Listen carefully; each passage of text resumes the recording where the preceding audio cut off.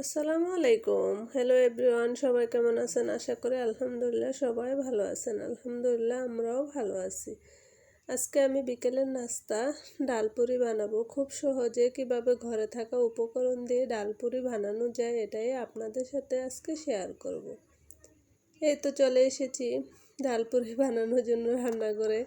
ডালপুরি বানানোর প্রস্তুতি নিচ্ছি। প্রথমে আমি এখানে নিয়ে নিয়েছি 1 কাপের মতো ডাল। ডালগুলো ধুয়ে ভালো করে পরিষ্কার করে নিয়েছি। এখন আমি চুলায় একটা প্যান বসিয়ে দিয়েছি, দিয়ে দিচ্ছি ডালগুলো দিয়ে এখানে আমি দিয়ে দেব সমপরিমাণ পানি।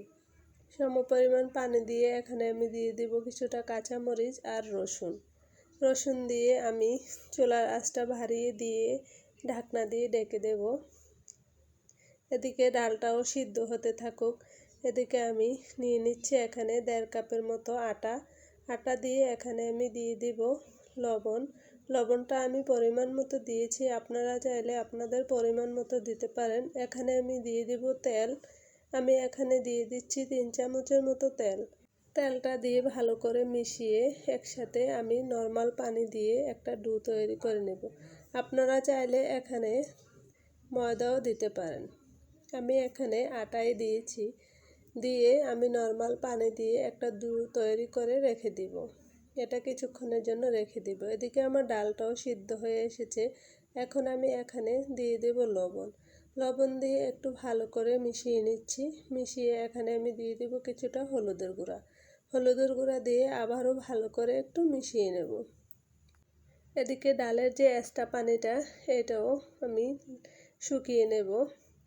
এই তো ডালটা ভালো করে নেড়ে চেড়ে শুকিয়ে এলে ঝরঝরা হয়ে এলে ডালটাকে আমি নামিয়ে নেব। এদিকে আমি হাতের সাহায্যে ছোট্ট একটা রুটির মতো করে নিয়েছি। এখন আমি এখানে দিয়ে দিয়েছি ডালটা দিয়ে হাতের সাহায্যে চেপে চেপে আমি মুখটা সেল করে নেব। সেল করে নিয়ে আমি বেলুনের সাহায্যে ছোট্ট একটা পুরির মতো করে বেলে নেব। পুরির মতো করে বেলে নেওয়া হয়ে গেলে এদিকে আমি চুলায় আগে থেকেই তেল বসিয়ে দিয়েছি। তেলটাও গরম হয়ে এসেছে।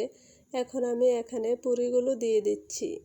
যদি আমার রেসিপিটি ভালো লেগে থাকে তাহলে ট্রাই করে দেখতে পারেন, আশা করি ভালো লাগবে।